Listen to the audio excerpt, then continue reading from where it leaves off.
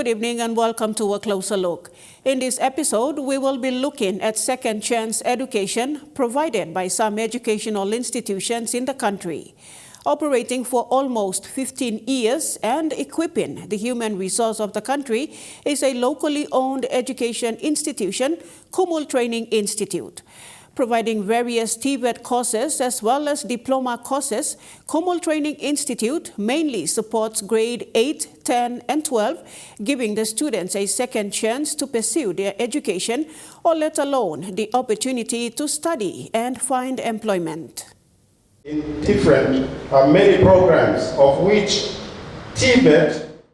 More than 23 students this week graduated with certificates in business and TVET programs from the Kumul Training Institute.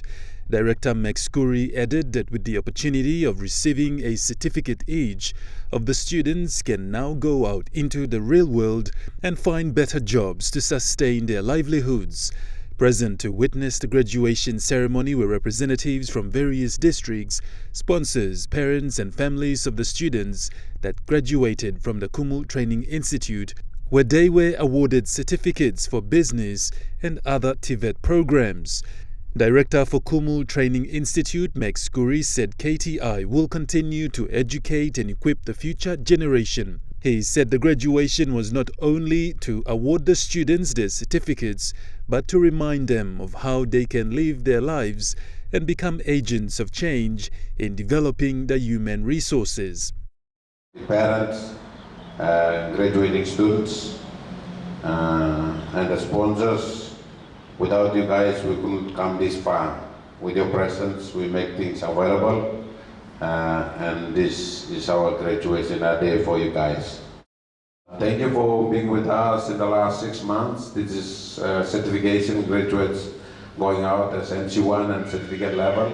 But in October we will be having a big mass graduation for our diploma program and MC2 level.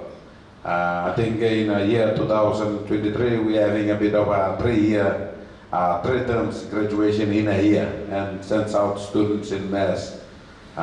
Thank you for choosing Kumul Training Institute. We work partner with NCDC and other stakeholders to make the training happen. Nice meeting you guys and all of you. Representatives from various districts were given the opportunity to present the students with their certificates. We served as a training provider since 2009 and this time around it's 15 years. Delivering training in the fields of plant motor vehicle, TVET programs, business studies, NC1 certificate level to diploma in business studies. Previously we've been under National Training Councils for your information, but through the government of Papua New Guinea now they've abolished this National Training Council and other programs, other training institutes, other institutions that facilitate the training programs, but they all under one amalgamation that is directed to Office of Higher Education. Now we are working with the Office of Higher Education to deliver training from certificate as an existing point and with required credit points agreed to students and diploma. Director Kuri, upon congratulating the students, said that they are now equipped to go out and find jobs. Meanwhile, during the Business and TVET Certificate Graduation Program, Director for Kumul Training Institute, Max Kuri, highlighted that Kumul Training Institute is there to provide a second chance in education for students who have dropped out of high school. During the graduation of the Kumul Training Institute, Director Max Kuri highlighted that KTI has always believed in providing second chance in education for the youth. He said while the development of young people is important, upskilling the human resources of the country is one he said the country and other education institutions make a priority. Make sure that all youth must be educated skillfully in whatever capacity they can be, and they go out and help themselves in these challenging times and in challenging society that we go through with the difficulties in the economic problems and difficulties that we face. But let us all support each other. Students, you have come this far, and I think you've done well. Congratulations to you.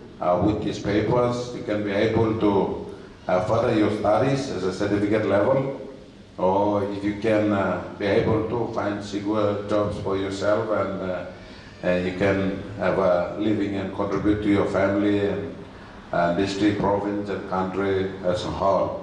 He said many successful Papua New Guineans in the workforce, most of who have come through the Second Chance education program provided by Kumul Training Institute, particularly the grade 8, 10 and 12 dropouts. He said by educating the next generation of youth, KTI also plays its role in providing opportunities for ordinary Papua New Guineans and to give them a second chance in life. Without the assistance of the Tibet programs and Office of the Governor and other MPs, relevant bodies, we wouldn't come this far. As we know, school fees is something hard to, as a parent's component, hard to find in an easy way. So difficulty arises, and sometimes students go to schools, other times they do not go to school. Parents who are capable and able can send their students, but with the assistance of TVET programs like this one from the Office of Governor and Mospe South and other offices can be able to send students, and you guys are here. He added that many successful students from the institute every year eventually make it to universities to further their studies. Kumul Training Institute recently appointed its governing council to look after and take care of the responsibilities of the institution. The governing bodies will review and consult the matters relating to the administration of the institution and its academic matters. They will make appropriate decisions and exercise direct supervision of the finances of the institution. Director for Kumul Training Institute, Max Skuri, highlighted that the members of the governing council have extensive knowledge in education. Ladies and gentlemen, the purpose of this BOG setting up is, unlike the previous, we did not have a BOG in place, and we had an ad hoc basis. Given the background scenario under National Training Council, we did not emphasize of having a BOG, but because of powers being transferred to DIAS, it's a recommendation made by DIAS, the council, through its decision.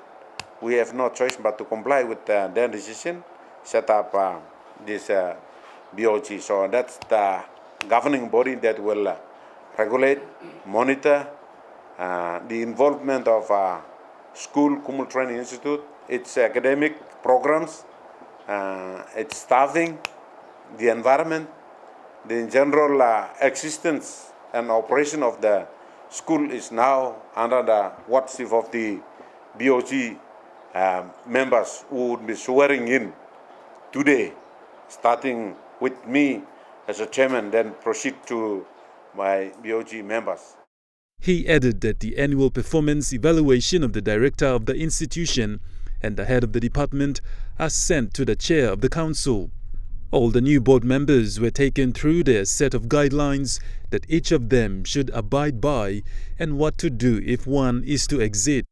This is one of the recommendations that is set by DIAS, Department of Office of Higher Education, Research, Science and Technology. Kumul Training Institute is going through this registration program, and these are recommendations that have been put by DIAS to comply. So we have no choice but to comply with the recommendations that I've given. And it's an honor for me to have BOG members who are appointed. Dr. Suresh Babu from India. He's a lecturer at UPNG School of Business Department, majoring in accounting, banking, finance. We need his expertise to be board members at Kumul Training Institute to raise the standards of our financial management and recordings and other activities that in line with our funding. This new board, according to the director, will oversee the entire operation of the institution so that Papua New Guineans are given a second chance and the opportunity to better education and employment. We take a quick break now, but coming up after the break, we'll look at the work the National Disaster Office does and its corporate plan.